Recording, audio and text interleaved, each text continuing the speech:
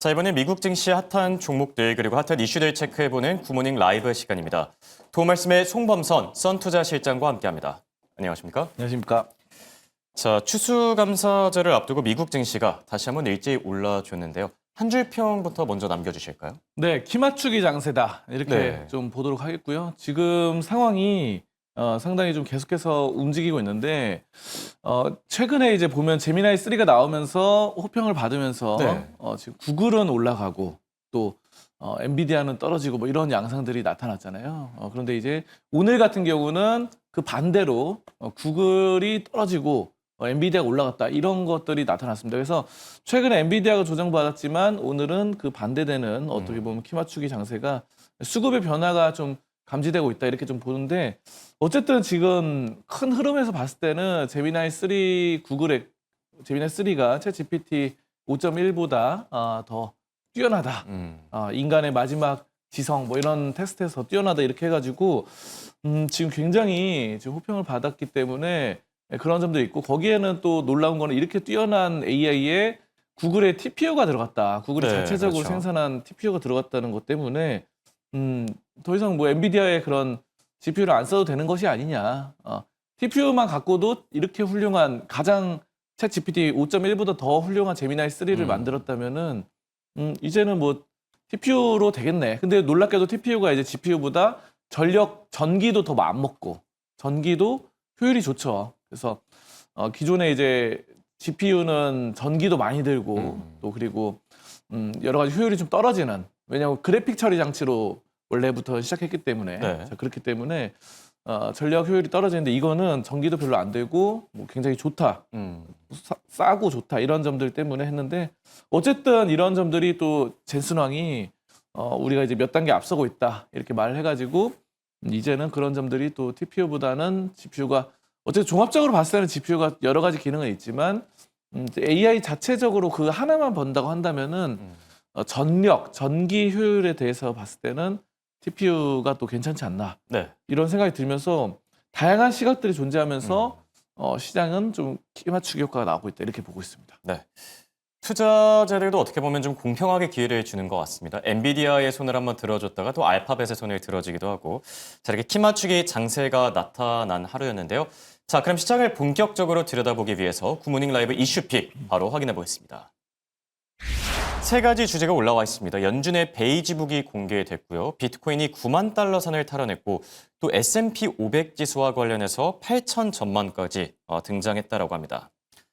어제 소매 판매 그리고 PPI가 발표됐었죠. 간밤에는 베이지북 그리고 실업 지표가 또 공개가 됐는데 12월 금리 인하 기대감에는 어떤 방식으로 작용했을까요? 뭐 금리 인하 관련해서는 뭐 네. 사실 뭐 지금 기조가 금리 12월 될 가능성이 높아졌다 이렇게 좀 최근에 좀 보고 있는데요. 지금 뭐 보시면은 베이지북에서는 미국 경제에서 뭐 특별히 지역에서는 대부분의 지역에서 변화가 없다라고 말이 나오고 있고 그리고 기업들의 인력 규모가 제한된다. AI가 이제 신규로 그 기존의 인력들을 대체한다. 이런 것들은 고용이 안 좋은 거죠. 그래서 AI가 기존 사람을 대체하는 거기 때문에 고용에서는 안 좋아졌는데 이번에 주간 실업수당 청구 건수 이걸 보면은 2개월 내에 최저치란 말이에요. 그래서 네. 실업수당을 안 줬다는 거기 때문에 고용은 이런 것들은 또 긍정적인 지표거든요. 그래서 저는 이런 점들이 어느 정도 크게 변화는 없고 어떻게 봐야 되냐면은 어쨌든 고용은 앞으로 향후에는 크게 봤을 예. 때는 좀 안 좋게 갈 가능성은 있다라고 봐요. 근데 물론 뭐 실업보험 청구 건수 봤을 때는 지금 괜찮은 수치인데 긴 미래로 봤을 때는 안 좋아질 수 있다. 뭐 이렇게 보는데 오늘 지표만으로 봤을 때는 플러스 마이너스이기 때문에 크게 막 그런 건 없는 것 같습니다. 어쨌든 지금은 금리 인하 가능성이 지금 굉장히 좀 높아진 상태다. 거의 뭐 12월. 85% 네, 정도로 네. 집계되고 있죠. 예. 뭐 이런 상황이기 때문에 지금은 금리 인하에 좀 무게가 실리고 있고 그것 때문에 또 시장이 네. 증시가 또 다시 살아나는 게 아닌가 이렇게 보고 있습니다. 네. 그리고 증시뿐만 아니라 밤사이 비트코인 암호화폐 시장 쪽도 상당히 핫했다라고 하죠. 비트코인이 이제 9만 달러 선을 회복했다라고 하는데 11월 달이 바닥이 될까요? 아니면 뭐 일시적인 반등에 불과할까요? 어떻게 생각하시죠? 그쵸. 이거는 낙폭 과대로 좀 볼 수 있습니다. 네. 왜냐하면은 그동안 우리 좀 증시랑 또 비트코인 시세가 대부분 같이 움직이는 경향이 있었는데 지난 몇 년 동안. 예. 근데 이제 이번에는 증시의 낙폭보다 증시가 이 정도 떨어졌으면은요, 비트코인은 이렇게 더 떨어졌죠. 가혹했죠. 훨씬 많이 떨어졌기 때문에 이런 것들 낙폭과대에 대한 이거 역시 좀 어느 정도 키 맞추기 효과로 네. 좀 올라가는 게 아닌가 싶어요. 그래서 사실 뭐 비트코인 시장에서 막 크게 막 글로벌한 그런 이슈들이 막 나오는 것 같지는 않아요, 지금. 근데 이제 비트코인 현물 ETF 이런 것들은 계속해서 앞으로 양성화되고 있고 좋아지고 있죠. 예.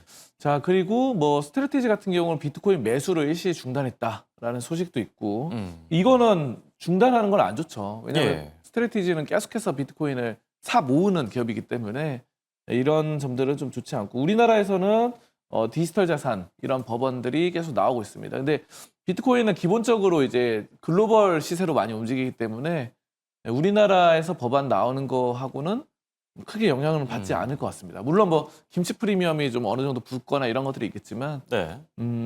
그래서 지금 전체적으로 저는 오늘 좀 큰 폭의 2.4%가량 올라간 거는 또 증시보다 더 가파르게 올라간 거는 이거 역시 그동안 낙폭 과대에 따른 키 맞추기 효과가 바닥권에서 저점 매수세로 나오고 있다 이렇게 좀 보고 있습니다. 그럼 이 반등 기세를 조금 더 이어갈 수 있을까요? 아니면 좀 일시적인 현상이라고 보세요?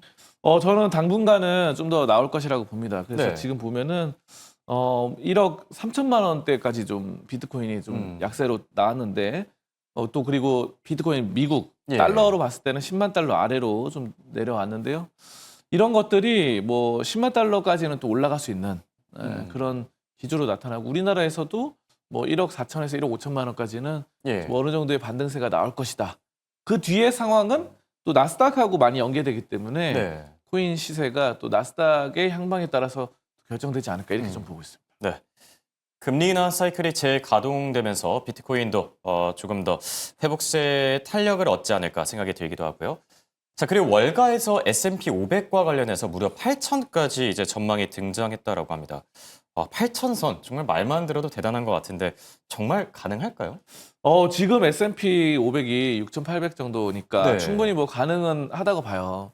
그래서 8천이 가능한데 뭐 추가 금리 인하 가능성 이런 것들이 좀 높아지고 있는 부분들 예. 그리고 AI 투자가 확대되고 있고 친기업 정책 이런 점들이 JP 모건 보고서에서 계속 나오고 있고요. 이런 점들 봤을 때는 충분히 뭐 가능은 합니다. 근데 이제 그런 것들이 단기간에 될 것인가 이게 좀 핵심 관건이겠죠. 그래서 네.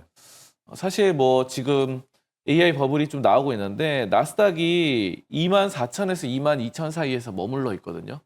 그래서 이런 점들이 가능하려면은 어느 정도 산타랠리라던가 또 12월 금리 인하 이런 것들이 단행이 돼야 네. 되지 않을까. 그에 더불어서 이제 1월 효과 이렇게 되면은 사실 6,800에서 8,000 되는 거는 멀지는 않거든요, 사실은.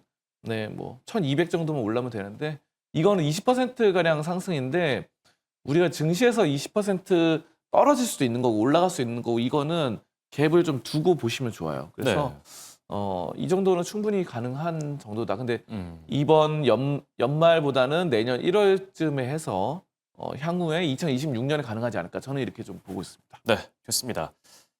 자, 그리고 종목단 이슈들로 조금 더 넘어가 볼까 하는데요. 테슬라가 벌써 3거래일째 무서운 속도로 반등 중입니다.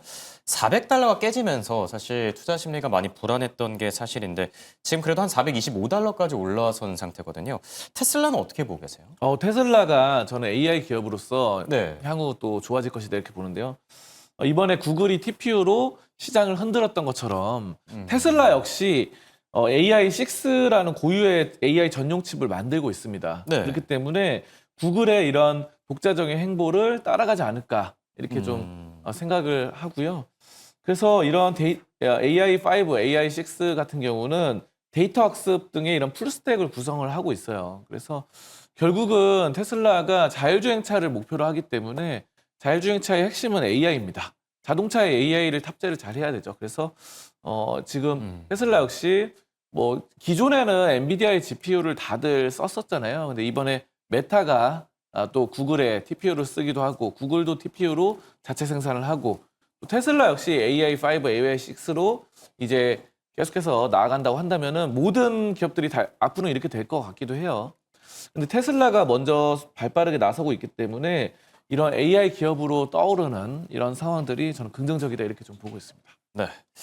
자, 그리고 간밤에 또 기분 좋은 소식 하나 전해졌었죠. 바로 누리호 4호가 이제 발사에 성공한 겁니다. 오전 1시쯤에 이제 발사됐다라고 하는데 관련해서 좀 눈여겨볼 만한 기업이 있을까요? 네, 누리호 4차 발사가 성공했기 예. 때문에 우리나라에서는 인공위성 기업들, 예. 또 로켓 기업들 이런 것들이 굉장히 또 좋아질 것 같아요. 그래서 예. 간밤 사이에 있었던 새벽에 있었던 거기 때문에 그래서 여기로는 세트랙아이가 저는 가장 좀 주요 깊게 보고 있습니다. 그래서 세트랙아이는 인공위성 만드는 회사예요. 예.